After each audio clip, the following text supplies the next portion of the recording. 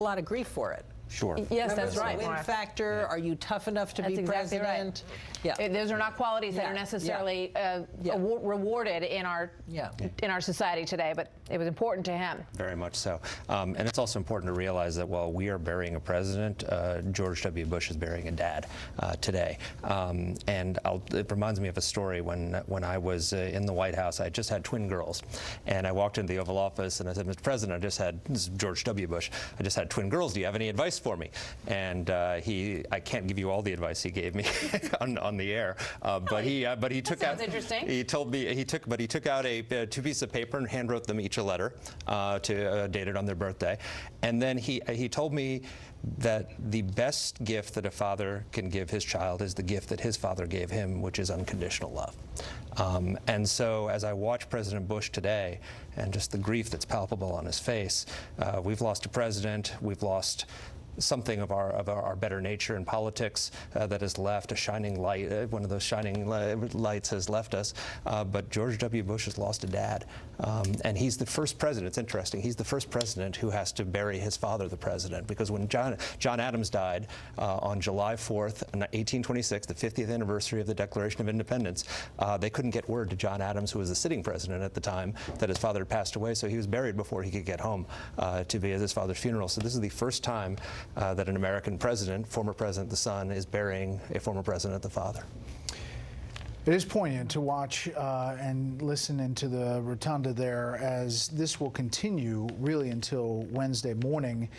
The military has a special place in its heart for President George H.W. Bush, obviously as a former Navy aviator, fought in World War II. He was well respected, but also well respected in how he handled the missions that they gave him, Byron. You just saw one of the people going by there, the Congressman-elect Dan Crenshaw, Navy SEAL, paying his respects. And obviously people remember that from the Saturday Night Live back and forth. He ended up winning his race, and here before being sworn in January. A very George H.W. Bush moment on Saturday Night Live, actually, where a true apology was made, not just one of those whiny kind of if anyone was offended apologies.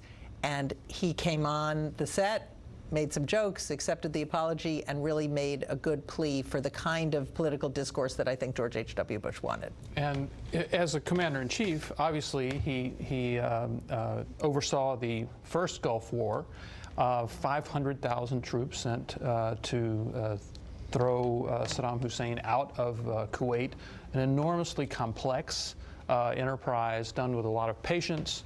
Colin Powell, who we just saw there, helping to organize that, and it was a huge victory.